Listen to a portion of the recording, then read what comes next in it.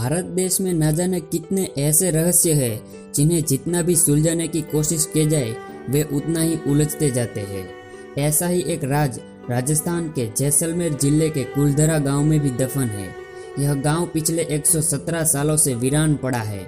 यह एक ऐसा गांव है जो रात ही रात में वीरान हो गया और सदियों से लोग आज तक नहीं समझ पाए कि आखिर इस गांव के वीरान होने का क्या राज था।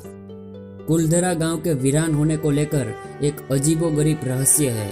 दरअसल कुलधरा गांव की कहानी शुरू हुई थी आज से करीब 200 साल पहले, जब कुलधरा खंडहर नहीं था बल्कि आसपास के 84 गांव पालीवाल ब्राह्मणों से आबाद हुआ करते थे। लेकिन फिर जैसे कुलधरा को किसी की बुरी नजर लग गई।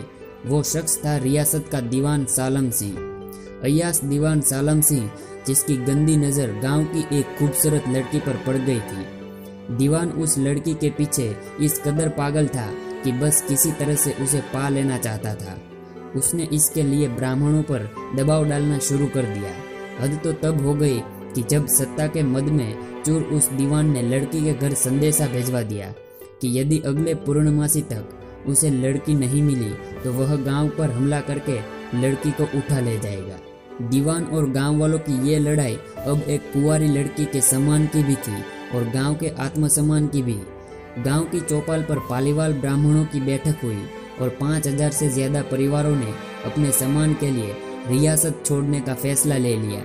कहा जाता है कि निर्णय लेने के लिए सभी 84 गांव वाले एक मंदिर पर इकट्ठा हो गए और पंचायतों ने फैसला लिया कि कुछ भी हो जाए अपनी लड़की उस दीवान को नहीं देंगे। अगली शाम कुलधरा कुछ यूं वीरान हुआ कि आज परिंदे भी उस गांव की सरहदों में दाखिल नहीं होते। कहते हैं गांव छोड़ते वक्त उन ब्राह्मणों ने इस जगह को श्राप दिया था। आपको बता दे कि बदलते वक्त के साथ 82 गांव तो दोबारा बन गए, लेकिन 2 गांव कुलधरा और खावा तमाम कोशिशों के बाद भी आज तक आबाद नहीं हुए हैं। ये गांव अब भारतीय पुरातत्व विभाग के संरक्षण में है, जिसे दिन की रोशनी में सैलानियों के लिए रोज खोल दिया जाता है। कहा जाता है कि यह गांव रूहानी ताकतों के कब्जे में है। टूरिस्ट प्लेस में बदल चुके कुलधरा गांव घूमने आने वालों के मुताबिक यहाँ रहने वाले पालीवाल ब्राह्मणों की आहट आज भी सुनाई देती है। उन्हें वहाँ हर पल ऐसा अनुभव होता है कि कोई आसपास चल रहा है। बाजार के चहल पहल की आवाज़ें आती है।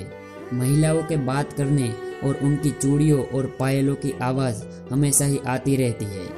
प्रशासन ने इस गांव की सरहद पर एक फाटक बनवा दिया है, जिसके पार दिन में तो सैलानी घूम आते रहते हैं, लेकिन रात में इस फाटक को पार करने की कोई हिम्मत नहीं करता।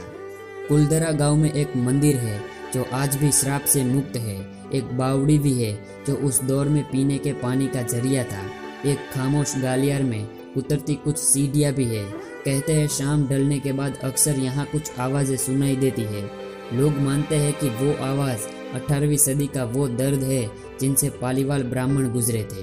गांव के कुछ मकान हैं जहां रहस्यमय परछाई अक्सर नजरों के सामने आ जाती है।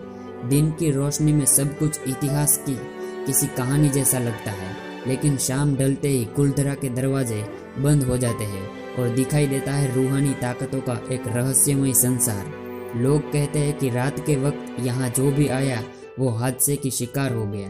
मई 2013 में दिल्ली से भूत प्रेत व आत्माओं पर रिसर्च करने वाली पैरानॉर्मल सोसाइटी की टीम ने कुलधरा गांव में रात बिताई। टीम ने माना कि यहाँ कुछ न कुछ असामान्य जरूर है।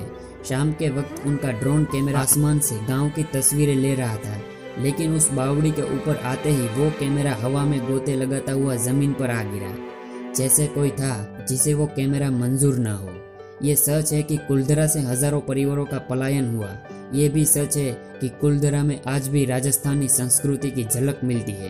पैरानॉर्मल सोसाइटी के उपाध्यक्ष अंशुल शर्मा ने बताया था कि हमारे पास एक डिवाइस है जिसका नाम गोस्ट बॉक्स है। इसके माध्यम से हम ऐसी जगहों पर रहने वाली आत्माओं से सवाल पूछते हैं। कुलधरा में भी ऐसा ही किया। जहाँ कुछ आवाजें आई तो कहीं असामान्य रूप आत्माओं ने अपने नाम भी बताए।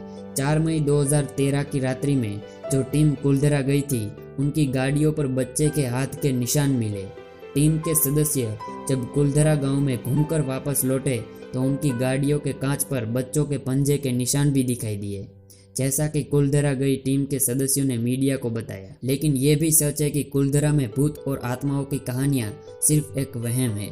इतिहासकारों के मुताबिक पालीवाल ब्राह्मणों ने अपनी संपत्ति, जिसमें भारी मात्रा में सोना चांदी और हीरे जवाहरात थे, उसे जमीन के अंदर दबा रखा था। यही वजह है कि जो कोई भी वहां आता है वह जगह जगह खुदाई करने लग जाता है, इस उम्मीद से कि शायद वहां सोना उनके हाथ लग जाए।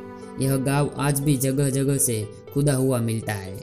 तो उम्मीद करते हैं कि ये वीडियो आपको पसंद आया है, और अगर पसंद आया है तो वीडियो को एक लाइक ज़रूर करें, और साथ ही ऐसे और भी रहस्यमय वीडियोस पाने के लिए हमारे YouTube चैनल को सब्सक्राइब ज़रूर कर लें।